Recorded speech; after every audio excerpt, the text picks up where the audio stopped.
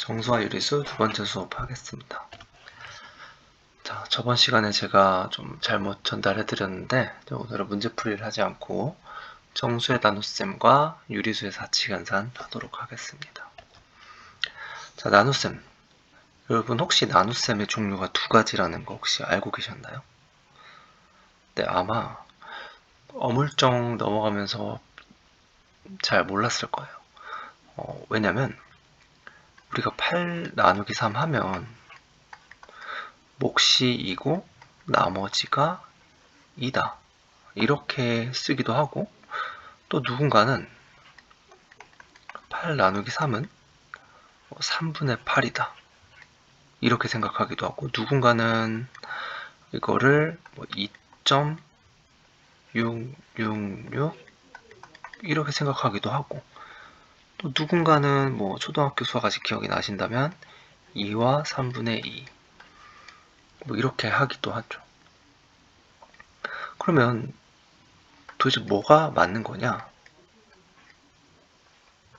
무엇이 옳은가? 이런 질문이 들죠.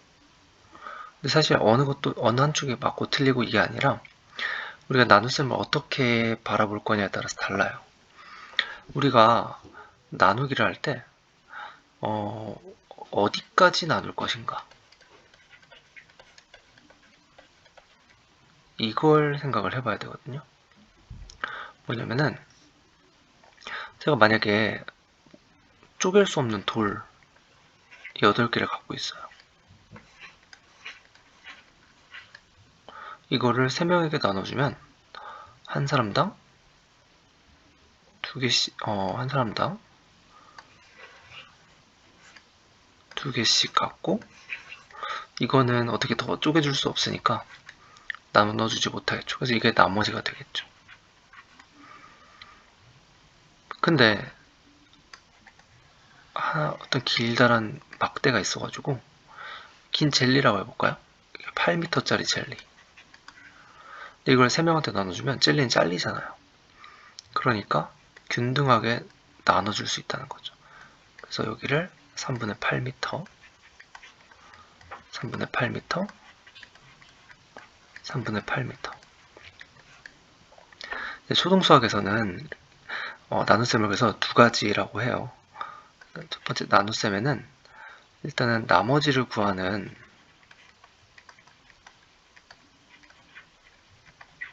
나눗셈이 있고,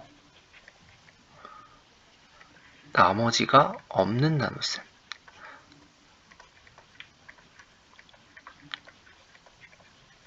이렇게 나눗셈엔 두 가지가 있습니다. 그래서 상황을 잘 봐야 돼요. 어떤 상황인지. 그런데 우리가 오늘 다루게 될 상황은 나머지가 없는 나눗셈입니다. 방금 다 설명을 했고, 네, 나머지를 구하는 나눗셈과 나머지가 0인 나눗셈. 그러면 덧셈과 뺄셈 사이에는 7 빼기 5는 7에다가 마이너스 5를 더하는 거라고 볼 수 있죠. 이걸 보면 무슨 생각이 드나요? 사실은 이렇게 해서 가르쳐보면 애들은 그냥 그렇구나 이 정도로 끝나는데, 이걸 보고 수학적인 사고를 할 수 있는 사람은 그러면 덧셈만 있으면 되는구나,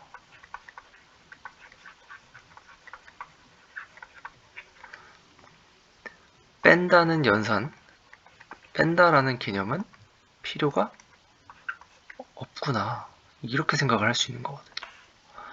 그러면 곱셈과 나눗셈에서도 이와 같은 일을 할 수 있냐?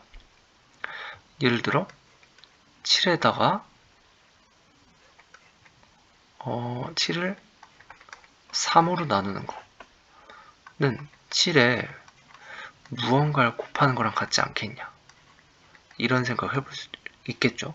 이게 된다면 나누기 기호는 더 이상 필요가 없는 거죠. 근데 우린 이미 다 어른들이 하니까 많은 경우 이제 기억은 하고 있죠. 뭐 이해는 못해도 8 나누기 3은 3분의 8이다. 또는 이건 8과 3분의 1을 곱한 거다. 이렇게 알고 있죠. 이거 이유를 알고 있나요? 같다는 거 증명할 수 있을까요?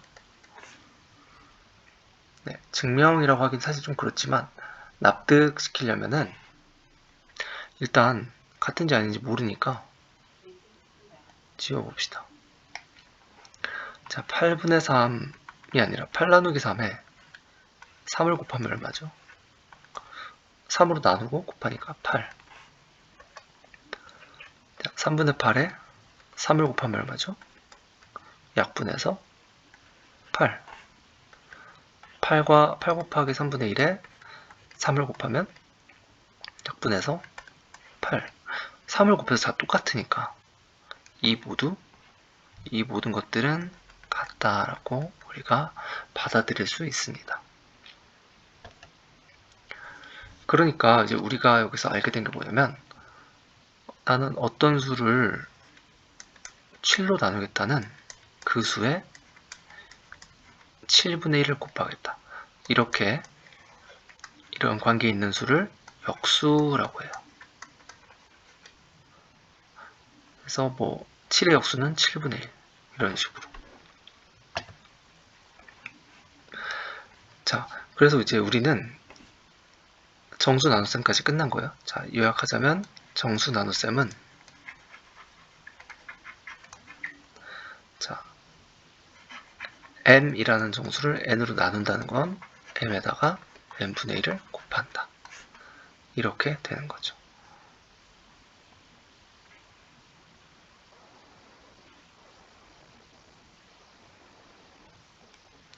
자, 근데 정수만으로 표현하기 힘든 것들 당연히 있죠. 이거는 정수 개념에서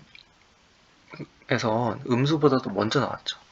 예를 들어 3분의 2 같은 이런 비율 표현. 왜냐면 수직선에서 0, 1, 2, 3 있다면 여기 가운데가 이걸 뭐라고 해야 될까? 라고 생각을 하는 거죠. 그럼 당연히 이제 이 부분은 정수가 아니니까 도대체 어떻게 나타나지? 이런 생각을 하는 거죠. 근데 여기서 진짜 신기하게도 정수 한 개로는 표현할 수 없지만 정수 두 개로 표현할 수 있다는 거죠. 그래서 0과 1 사이를 만약에 4등분을 했다.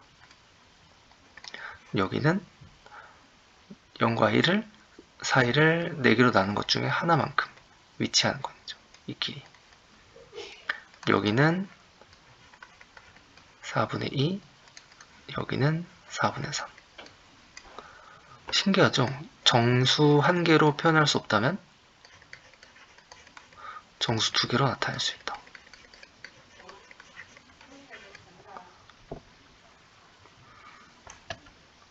그럼 그래서 이제 유리수는 우리가 뭐라고 하냐면은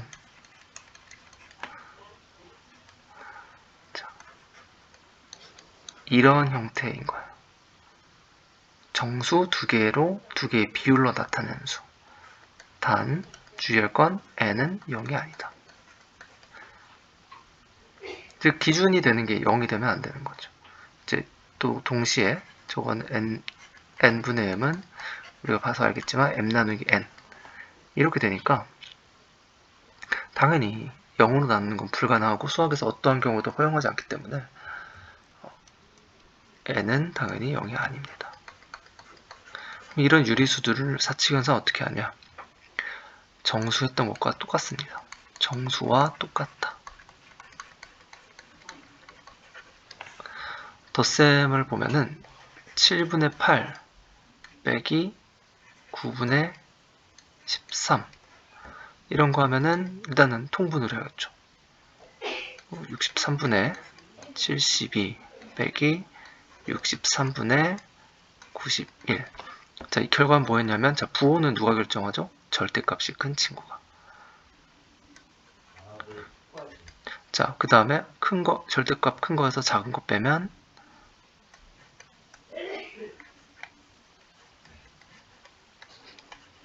그래서 마이너스 63분의 19. 정수에서 했던 거랑 똑같습니다. 덧셈, 곱셈 다 똑같습니다. 자, 그러면은 이제 곱셈을 해보면, 곱셈은 사실 이제 교과과정상으로는 초등학교 6학년 때 다 배워요.